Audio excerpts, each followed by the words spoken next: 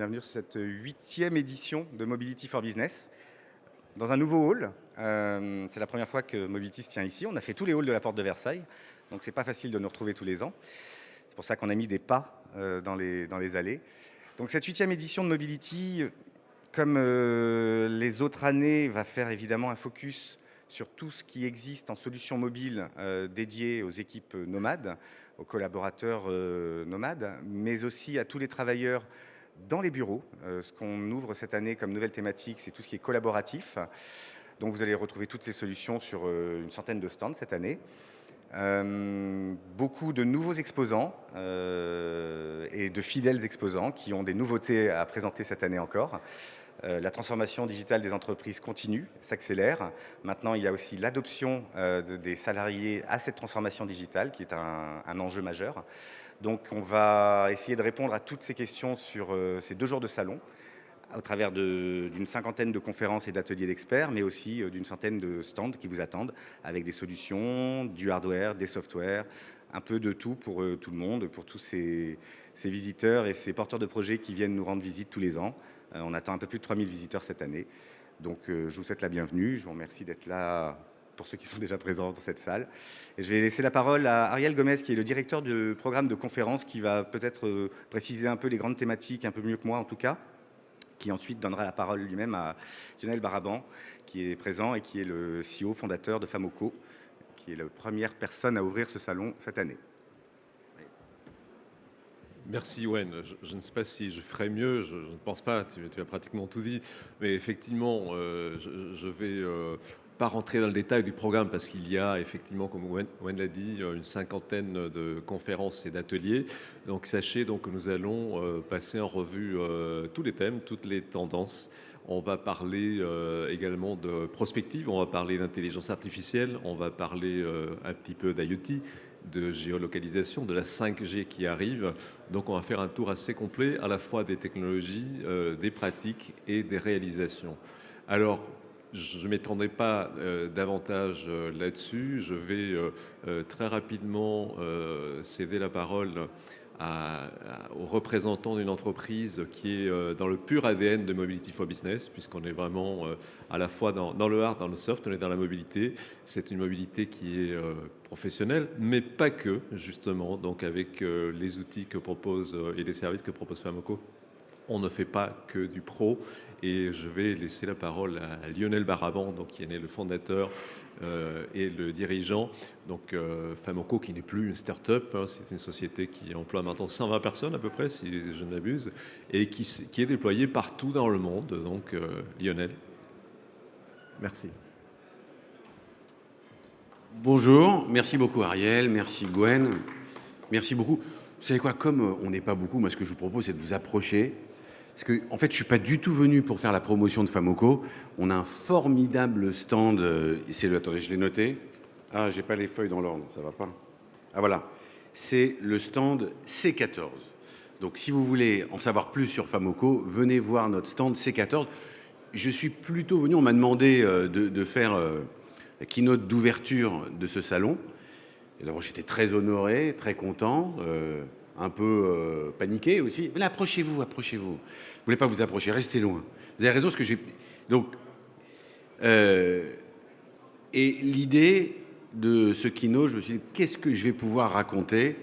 Et il y a un sujet qui me tient à cœur, et je vais essayer de faire, de pousser un petit coup de gueule gentil, mais un petit coup de gueule quand même.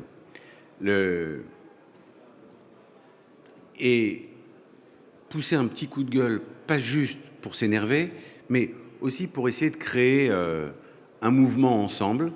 Et vous êtes tous ici intéressés par la mobilité pour le business. Je vais essayer de dépeindre un petit portrait de ce que ça veut dire aujourd'hui, en tout cas tel que nous on le voit, et essayer ensemble d'initier un mouvement. Moi, j'ai été très intéressé d'écouter, j'imagine que beaucoup d'entre vous ont écouté notre cher président de la République hier à la télé. Et pour la première fois, je l'ai entendu parler de souveraineté des données. Alors je me dis, tiens, Ça, c'est pas mal parce que c'est quand même un sujet qu'on pousse depuis quelques années. De voir ces deux mots dans la bouche du président hier soir, je dois dire, m'a fait plaisir. Mais la question que je voudrais qu'on se pose ensemble aujourd'hui, c'est quelle est notre position, nous qui sommes des professionnels de la mobilité, des professionnels de la transaction, des professionnels de l'organisation du travail, des professionnels de la digitalisation de process métiers.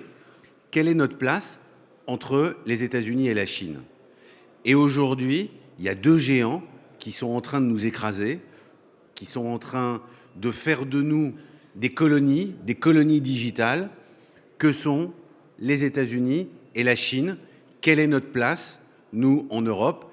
Mais cette question se pose aussi en Asie, elle se pose aussi pour nos amis d'Inde, dans lesquels on a la chance d'avoir des bureaux, elle se pose aussi pour Singapour, elle se pose aussi pour le Moyen-Orient.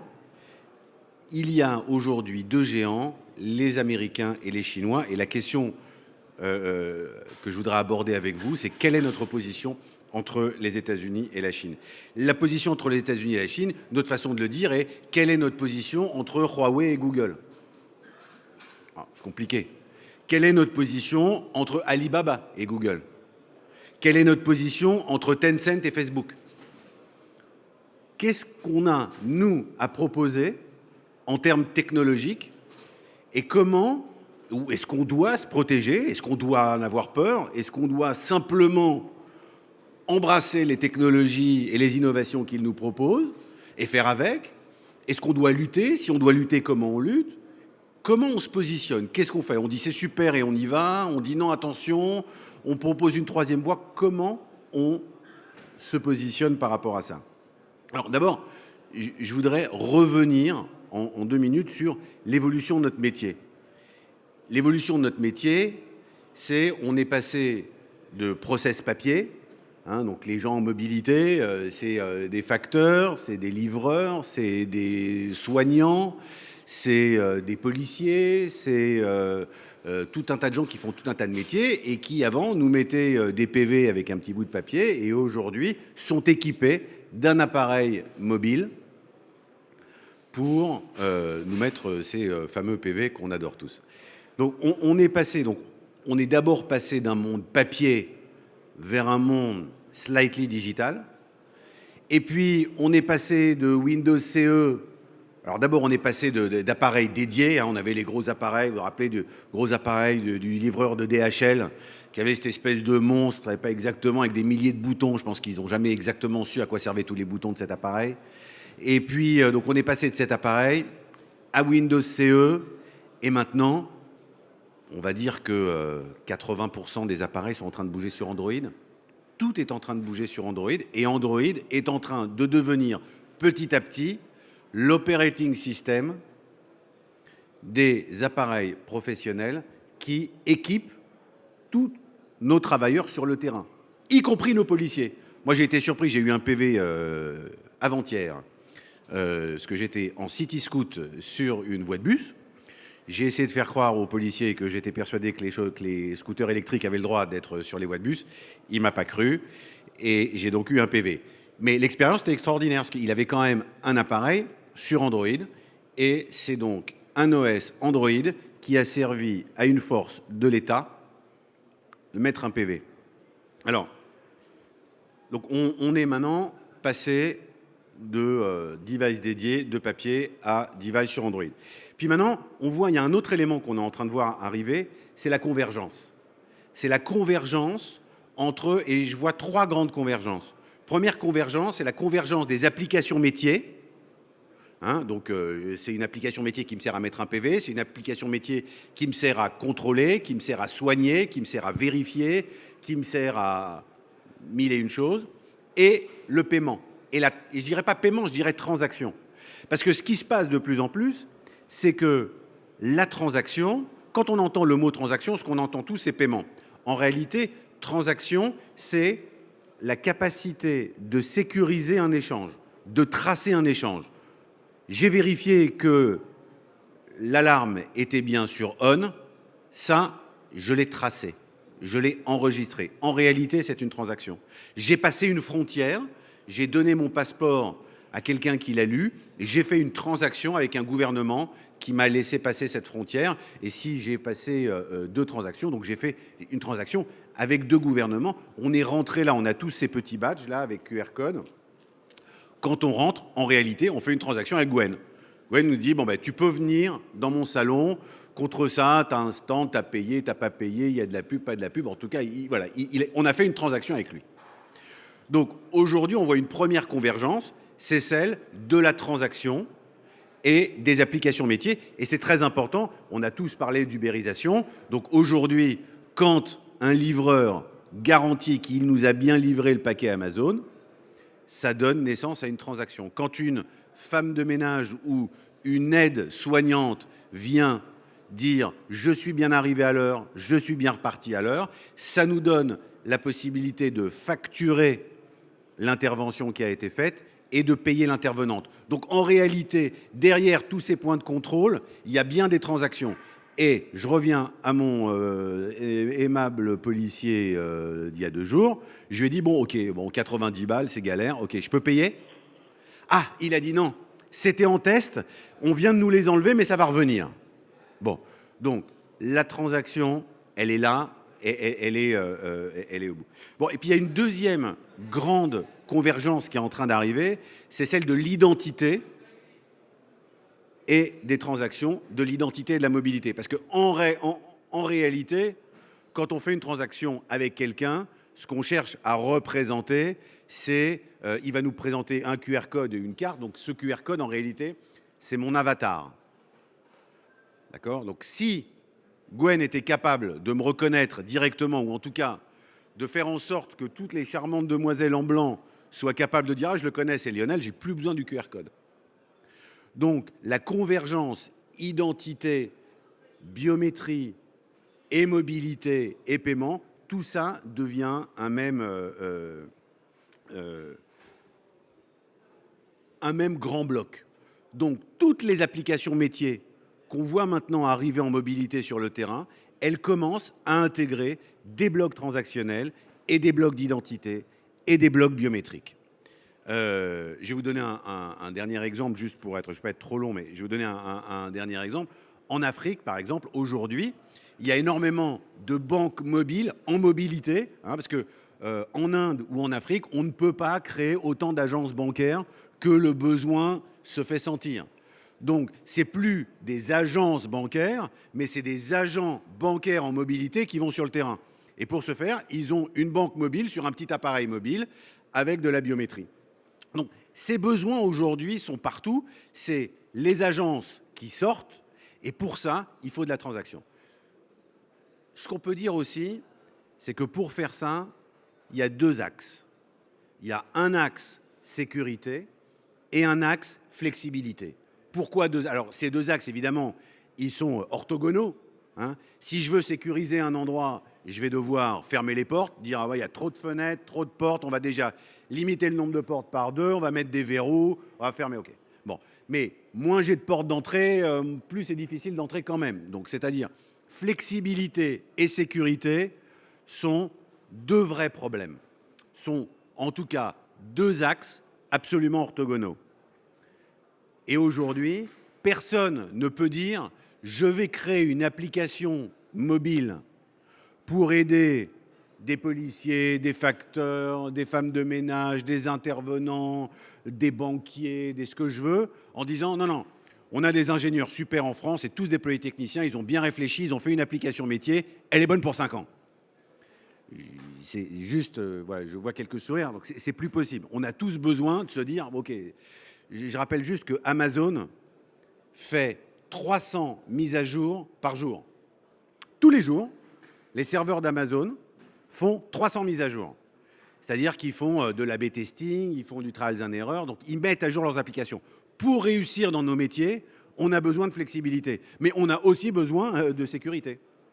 On a aussi besoin de garantir que nos transactions soient sécures. On a aussi besoin de garantir que chaque fois qu'on a une intervenante qui met un PV, bah, on a besoin de garantir que cette donnée, elle est quand même sécurisée. Hein, RGPD, etc. Vous avez tous intégré la RGPD sur les dernières années, etc. On va en parler dans 2 minutes. Donc, il y a un axe, sécurité, flexibilité qui est important. Et aujourd'hui, je reviens au début du propos, on devient des colonies digitales. C'est-à-dire qu'aujourd'hui, on a un OS qui est à 80% un OS Android. Et je voudrais redire en 2 mots quel est exactement le business model de Google au cas où ça aurait échappé à quelqu'un ici. C'est quoi le business model de Google ? Business model de Google, c'est devenir la base de données du monde. C'est ça son business model. C'est de devenir la base de données du monde. Donc, je fais tout ce que je peux pour récupérer des données. Donc, je suis un aspirateur à données. Un aspirateur à toutes les données. Alors maintenant, il y a RGPD. Google dit RGPD, on est les champions de la RGPD. RGPD, c'est super. Et effectivement, ils font énormément d'efforts pour protéger nos données. Mais je voudrais ensemble qu'on réfléchisse à la différence qu'il y a entre données et métadonnées. Je vous envoie un email. Je vous envoie un email. Le contenu de cet email, ce sont les données. Le fait que moi, Lionel Baraban, aujourd'hui, à 10h, je ne sais plus combien, 37, depuis le salon Mobility for Business, vous ai envoyé un email, ce fait-là, ça c'est de la métadonnée. On dit c'est un fait, c'est pas très important. En plus, il est anonymisé, on s'en fout. Donc ça, c'est absolument hors toute réglementation. Ni la CNIL, ni la RGPD, ni rien du tout. Google, par exemple, garde en permanence des données sur l'utilisation de vos batteries. Pourquoi ? Parce que Google dit, c'est très important, si je veux améliorer, parce qu'on sait tous qu'avoir un téléphone qui n'a plus de batterie à 4 heures, honnêtement, c'est galère. Donc Google dit, pas de problème, on a mis un petit tracker qui collecte la donnée de la batterie pour pouvoir améliorer en permanence l'utilisation de la batterie par l'operating system pour que l'operating system améliore, optimise l'utilisation de la batterie. On travaille tous dans la mobilité, on a tous des agents en mobilité et on sait que le problème numéro 1, c'est la batterie. Un agent qui n'a plus de batterie, on peut avoir toute la technologie du monde, il arrête de travailler. Il dit, je suis rentré, j'avais plus de batterie. Bon. Donc, on sait tous que c'est important. Alors, ce qu'on ne sait pas, c'est qu'il y a un algorithme qui permet à Google de faire le lien entre la cellule mobile avec laquelle vous émettez. Plus vous êtes loin de la cellule, plus vous consommez. Plus vous êtes près, moins vous consommez. Conclusion, si j'ai la cellule avec laquelle vous émettez, la cellule mobile avec laquelle vous émettez et votre consommation de batterie, je sais où vous êtes. D'accord ? Donc, récupérer l'information sur la consommation de la batterie, ça veut dire pour Google géolocalisation. Pas la vôtre, celle de Google. Qu'est-ce qu'il en fait ? Il collecte. Il ne sait pas exactement, mais pour l'instant, il collecte. Donc, le rôle de Google, c'est de devenir la base de données du monde et de comprendre pour l'améliorer, de leur point de vue, l'améliorer. Alors, je reviens sur nos 2 axes, sécurité et flexibilité. Android est un formidable élément de flexibilité, on ne va pas se mentir. C'est quelque chose d'extraordinaire qui nous permet de développer des applications métiers pour quelques dizaines de milliers d'euros. On a un vivier d'entrepreneurs, d'ingénieurs qui sont capables de travailler avec ça. Donc, c'est une chance extraordinaire pour digitaliser nos métiers. En même temps, pour la sécurité, on arrive tous, plus ou moins, à sécuriser les serveurs, à sécuriser nos données. La RGPD est arrivée, ça nous aide aussi. Donc, on a quand même une bonne vision sur la sécurité. En revanche, toutes les métadonnées générées par ces applications partent chez Google. Et je voudrais qu'on réfléchisse ensemble une seconde à pourquoi c'est embêtant. Parce qu'en fait, on pourrait se dire, ouais, finalement, c'est pas très grave. Ok, ils savent où je suis, et après, qu'est-ce que ça fait? Alors maintenant, je ne sais pas qui dans la salle a une entreprise à protéger, mais je vais vous donner un exemple. Imaginons par exemple que j'ai une entreprise d'intervenants de, je sais pas moi, on va dire, de femmes de ménage. J'ai une flotte de 10 000 femmes de ménage qui interviennent. Et je leur ai donné des appareils sur Android, quel qu'il soit. Quelqu'un récupère leurs données de localisation. Et ce qu'on va savoir, on va savoir deux choses. On va savoir où elles interviennent et on va savoir à quelle fréquence elles interviennent.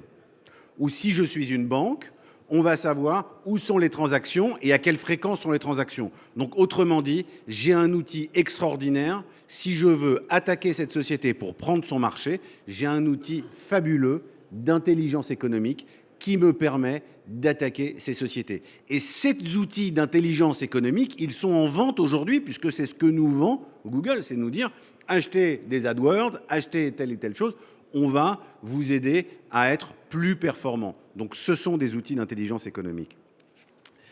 Je voudrais terminer et puis échanger un petit peu avec vous ce keynote pour vous dire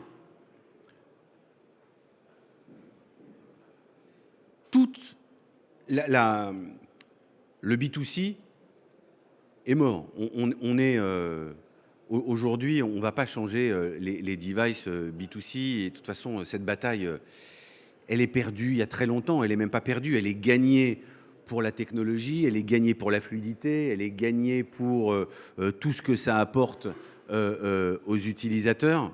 Mais la métadonnée qui sort de mon téléphone portable, elle est polluée de tout un tas de trucs, elle est compliquée, elle est difficile.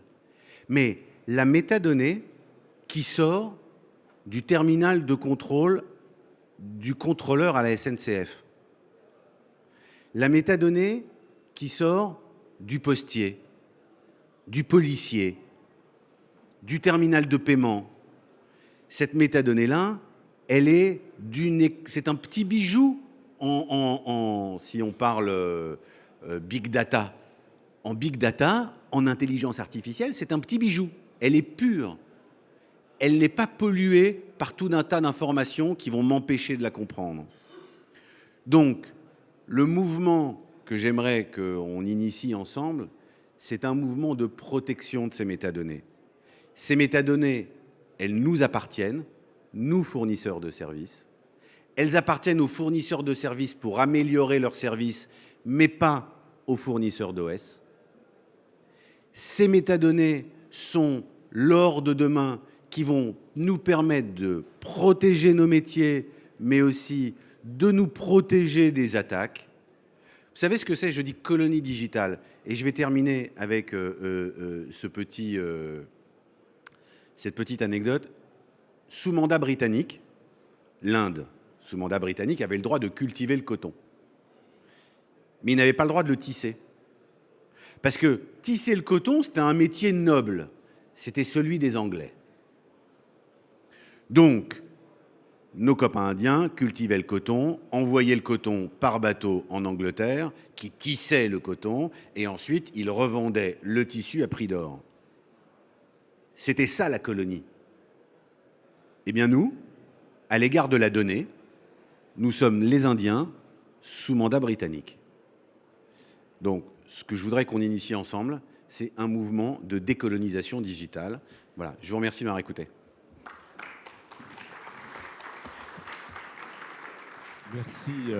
Merci beaucoup Lionel pour cette présentation, ce discours très inspirant. Je crois que c'est un sujet dont on ne parle pas assez. Il faut prendre la hauteur pour le voir dans son entièreté.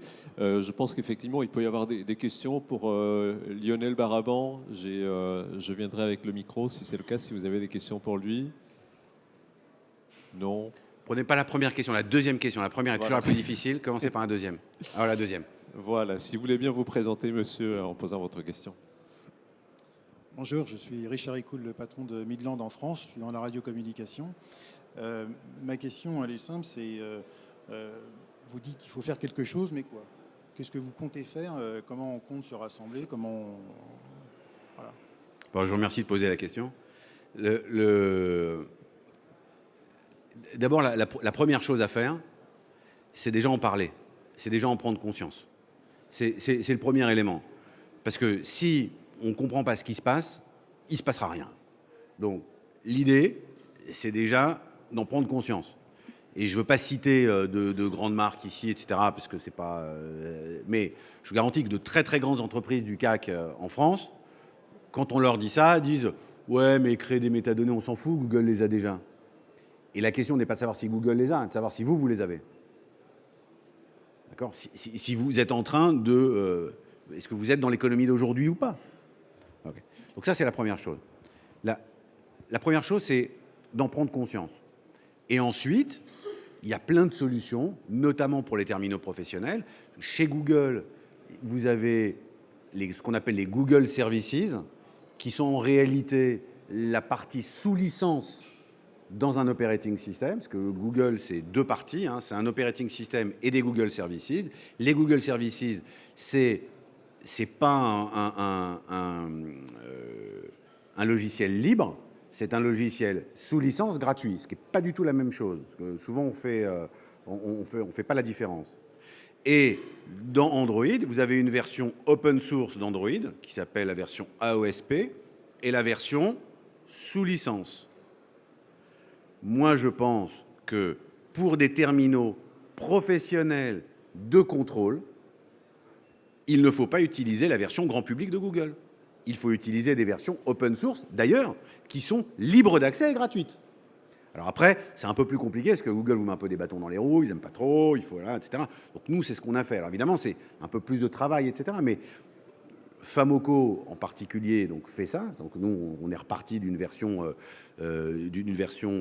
AOSP d'Android. On a tout recompilé, on a tout nettoyé et on propose un OS Android libre de ça. Mais on n'est pas les seuls. L'ANSSI a fait la même chose. J'ai dit que je ne ferais pas de trop de promos pour Famoco quand je venais. Donc l'ANSSI a fait la même chose. Chez les gendarmes, pas chez les policiers, mais chez les gendarmes, les appareils mobiles qu'ils utilisent sont libres de métadonnées parce que l'OS qu'ils utilisent a été développé par l'ANSSI. Très bien. Donc il faut commencer par une prise de conscience. Il y a des solutions. Et je pense que c'est ce que j'essaie de dire tout à l'heure. Le B2B, le B2C, bon, mais c'est mort, c'est comme ça. Et puis de toute façon, c'est pas grave, c'est très bien que ce soit comme ça aussi. Il y a les RGPD, puis les gens prennent conscience, font attention. Mais dans le B2B, quand on met dans les mains un terminal auprès de nos agents d'intervention, il se crée autour de toutes leurs actions une quantité de traces digitales. Moi, j'appelle ça des traces. Ça crée des traces. Ces traces, d'abord, il faut savoir ce qu'elles sont, où elles sont, et à qui elles appartiennent, et ce qu'on en fait. Et moi, je dis, ces traces, elles sont importantes parce qu'elles peuvent nous aider à améliorer nos métiers. Et demain, pour améliorer nos métiers, on va demander à Google d'améliorer nos propres métiers. Ça ne va pas, ça? Ce sont nos métiers. Elles nous appartiennent. Monsieur, voilà, si vous voulez bien vous présenter, pareil. Hervé Diodop, je travaille chez Orange dans l'IoT.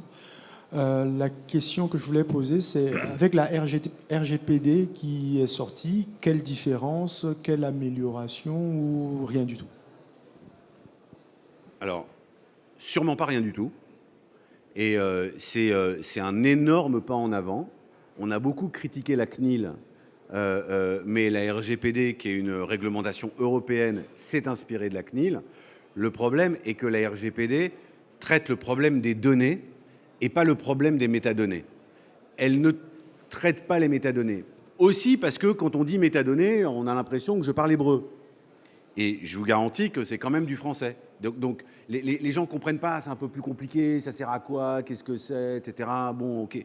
Donc c'est un petit peu plus difficile. Donc moi j'aimerais que le prochain discours du président de la République, il parle de souveraineté des métadonnées. Bon, ça, ce serait un super pas en avant. Mais la RGPD, c'est déjà extraordinaire. Et Mounir Majoubi dit alors il aime pas trop faire peur avec les métadonnées, mais il dit demandez à Google toutes les traces qu'il a sur vous. Aujourd'hui, grâce à la RGPD, il est obligé de vous les donner. Donc demandez à Google les traces qu'il a sur vous. Et vous allez voir que vous allez tomber de vos chaises quand vous allez voir les traces qu'il a sur vous, les traces que vous avez laissées. Mais posez-vous une question. Quand on est une entreprise, donc moi, Lionel Baraban, je peux demander à Google, donne-moi toutes mes traces. Je veux voir. Je veux voir ce que tu as sur moi. Bon, peut le faire. Et il est obligé de vous répondre. Il ne vous donne pas exactement tout, mais en tout cas, il ne vous donne pas l'intelligence artificielle qu'il y a au-dessus. Par exemple, Google a un algorithme qui calcule votre espérance de vie. Et ça, il ne va pas vous donner, il ne va pas vous dire, ah bah toi, je pense que... tu vas mourir demain, quoi. Ouais, ça, il ne va pas vous le dire. Ça, il ne va pas vous dire. Mais il va vous dire, voilà les données brutes que j'ai récupérées. Ça, il va vous le dire. Mais quand on est une personne morale, comment ça marche? Quand on est une personne morale, moi, Famoco, est-ce que je peux appeler? Je dis, allô, Google, envoie-moi toutes les traces que tu as sur Famoco. Ça n'existe pas. La requête n'existe pas. Il va dire, bah, je ne peux pas. Donc, il faut chercher sur Google, peut-être. Vous cherchez sur Google. Donc, la RGPD, c'est un formidable pas en avant. C'est une formidable avancée qui ne va pas assez loin, mais c'est un pas en avant. C'est un pas en avant dans la bonne direction, c'est sûr. Bien, avons-nous d'autres questions? En tout cas, on peut dire qu'on saisit la balle au bon et on saisit cette idée, nous, dans le métier qui est le nôtre, de faire les gens se rencontrer pour parler du sujet. On va réfléchir à une idée là-dessus, peut-être en dehors de Mobility. Là, c'est un peu tard pour le faire dans cette édition-là, mais il y a tout à fait matière effectivement à pousser beaucoup plus loin le débat, parce qu'il y a plein de choses. Je voudrais juste rajouter à cette quantité de données qu'ont des plateformes telles que Google sur nous, ça n'ajoute une relativement récente qui vient par le téléphone mobile, c'est-à-dire que beaucoup de smartphones ont un déverrouillage par reconnaissance faciale et par empreinte digitale, c'est-à-dire qu'on associe toutes nos données les plus intimes à deux données biométriques fortes, que sont l'empreinte digitale et la forme du visage. Donc là, non seulement on donne tout, mais on certifie que c'est nous qui avons tout donné à la plateforme Google. C'est pour ça que je parlais de convergence identité et paiement. Mais il faut que nous, on se pose la question ensemble de ce que ça veut dire pour nos métiers. Ce que ça veut dire, on est à Mobility for Business, ce que ça veut dire dans Mobility for Business, ce que ça veut dire pour nos entreprises, ce que ça veut dire pour nos services, etc. Il y a des choses formidables qui sont... il ne faut pas jeter le bébé avec l'eau du bain. Il y a des choses formidables et des avancées technologiques extraordinaires qui sont possibles grâce à ces technologies-là. Il faut juste qu'on prenne conscience, qu'on pose le problème sur la table et qu'on trouve des solutions. Nous, on en propose une, l'ANSSI en a proposé une autre. Il y a tout un tas de gens qui travaillent sur ces sujets-là. Je vous encourage à aller les voir. Merci beaucoup, Lionel. Je pense qu'on peut l'applaudir pour ce discours très inspirant.